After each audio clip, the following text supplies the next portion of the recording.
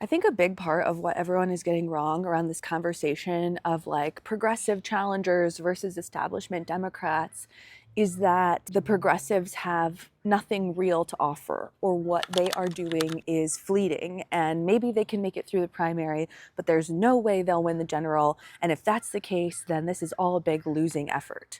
Well, I see it completely differently, so let me explain what's going on. Take this one example. In March, a few thousand people, furious people, showed up to a No Kings protest in Milwaukee. Every single Democrat running for governor could have been there and should have been there, but somehow only one campaign showed up with clipboards, collecting phone numbers, actually talking to voters.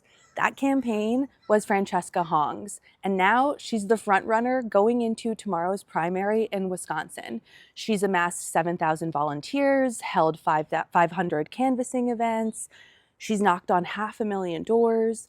But you guys, the same story happened in Michigan, where Dr. Abdul El Sayed went from just 4 people riding around in a Jeep campaigning to 15,000 volunteers, and he beat something like $60 million in outside spending. And guess what? The same thing happened in Denver, where a 29-year-old beat a congresswoman who was first elected in 1997 by 15 points. Even if these people end up losing to Republicans in November, the ads vanish and the organizers don't. That's the part worth watching.